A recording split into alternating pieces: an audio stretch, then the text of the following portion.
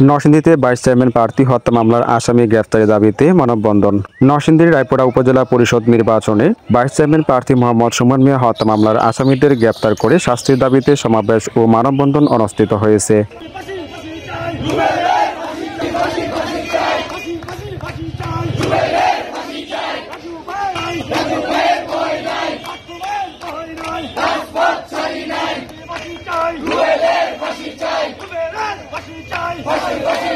বুধবার দুপুরে রায়পুরা বাসস্ট্যান্ডে প্রতিবাদ সমাবেশ ও উপজেলা পরিষদের সামনে অনুষ্ঠিত মানববন্ধনে নিহতদের স্বজন, রাজনৈতিক সহকর্মী সহ বিভিন্ন শ্রেণী পেশার মানুষ অংশগ্রহণ করেন।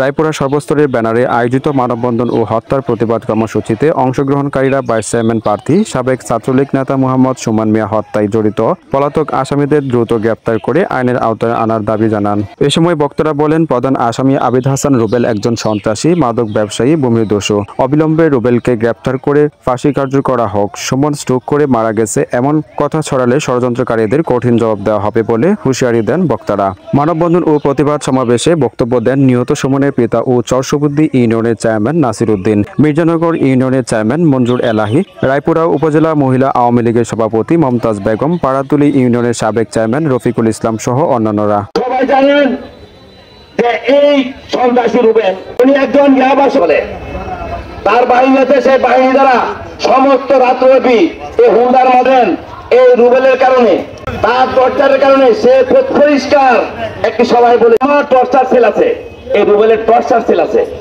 আজও পর্যন্ত এই রুবেলের কোনো বিচার নাই, রুবেলের বিরুদ্ধে কোনো অ্যাকশন নাই। আর যে লোকটাকে তার রুবেলের হত্যা করেছে আপনার তার নাম জেনে রাখুন।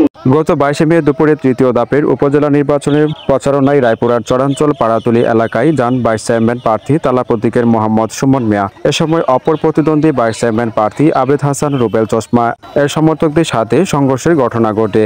এ সময় দৌড়ে বাসগাড়ি পুলিশ ফাঁড়িতে আশ্রয় নেন মোহাম্মদ সুমন মিয়া। পরে সেখানে অসুস্থ হয়ে পড়লে হাসপাতালে নেওয়ার পর চিকিৎসক তাকে মৃত ঘোষণা করেন। এ ঘটনায় নিহতের পিতা ইউপি চেয়ারম্যান নাসির উদ্দিন বাদী হয়ে ভাইস চেয়ারম্যান প্রার্থী আবিদ হাসান রুবেলকে প্রধান আসামি করে হত্যা মামলা করেন। এতে 26 জনের নাম উল্লেখ সহ 40 থেকে 50 জনকে অজ্ঞাত আসামি করা হয়। এছাড়া প্রার্থী মোহাম্মদ সুমন মিয়ার মৃত্যুতে পরদিন 23 মে উপজেলায় ভোট গ্রহণ স্থগিত ঘোষণা করে নির্বাচন কমিশন।